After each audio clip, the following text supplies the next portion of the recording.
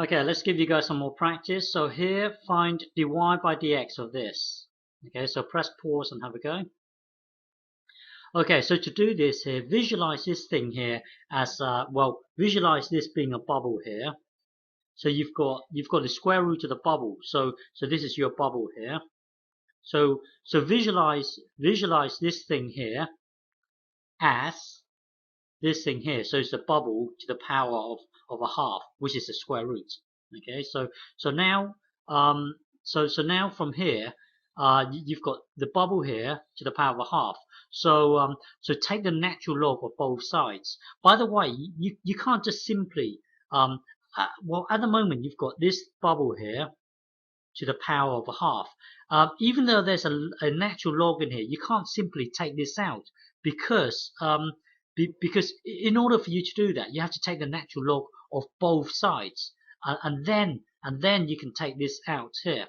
Because at the moment, this log here belongs to this thing here. So it's not like the case of where you have something like this, a over b. You see, if you have this, then this automatically becomes this natural log, take away natural log of b. This here, you don't need to do anything. It automatically becomes this. But then at the moment, you've got something to the power of half.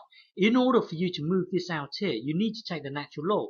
So if you have if you have something like this, then you have to log the log.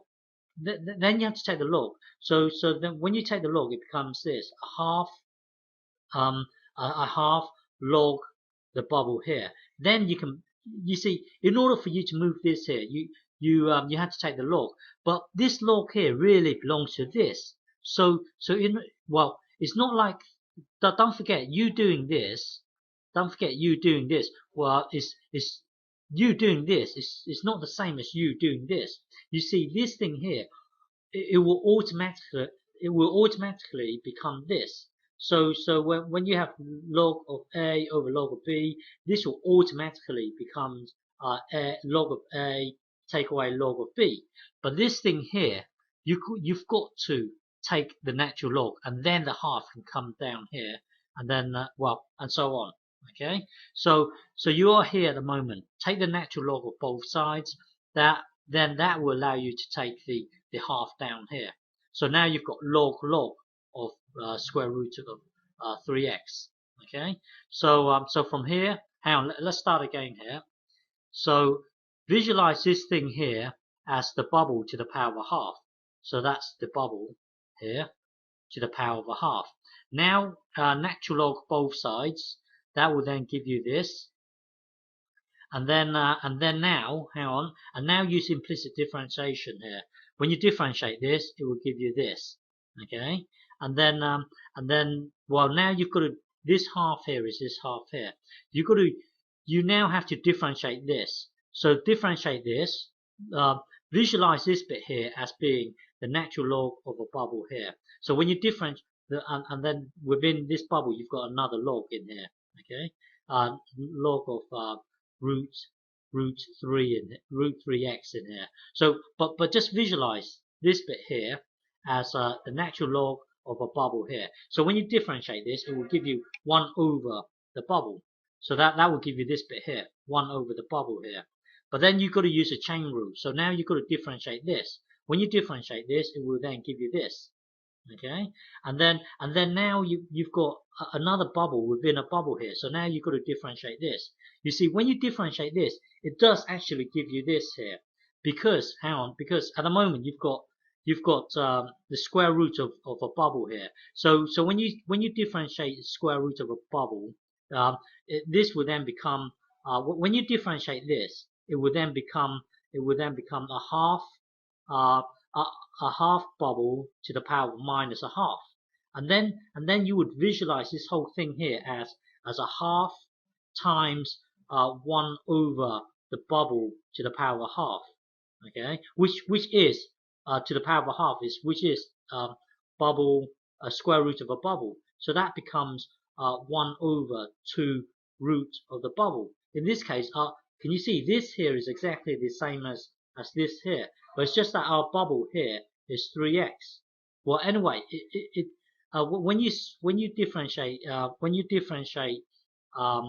you differentiate this thing here, it does actually give you this. So in short, memorize this. When you have when you try and square root this, it will automatically give you this here, 2 root x, because well try to memorize this, because when you differentiate this here, you would visualize it like this, and then that would take you to here to the power minus a half. But it just takes too long to get from here to here. Memorize this. Memorize from here straight to here.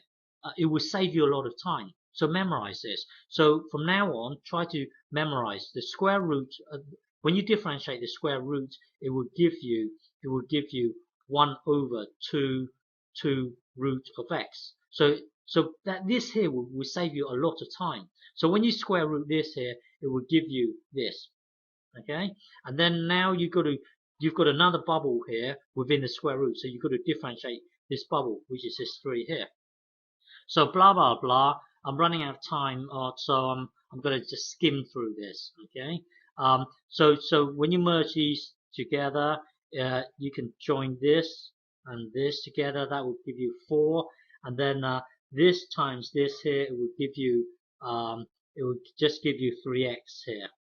Okay. So now you've got 3 blocks multiplying with each other.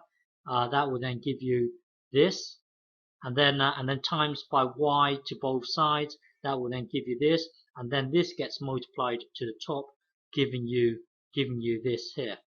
Okay, so now get yourself a graph plotter. Plot your original y equals blah blah blah. That's our red line here. The blue line here is our derivative. And then have a quick glance. You see around here, around this region here, it's really steep. So looking at the blue line, it is quite high up. Okay, and if you try and put any of these values in here, you see this bit is not in our domain. So if you try and put that into our original red y equals blah blah, it will break down. The original graph would break down. Okay, so this here is not in our domain. So anything in this region here, we can pretty much forget about. Okay, and then as you go looking at the blue line, as you move, as x gets bigger and bigger, it gets flatter and flatter. So looking at the derivative line, it gets lower and lower. So here is an indication that our answer is correct. Okay, so dy by dx is given by this. Okay.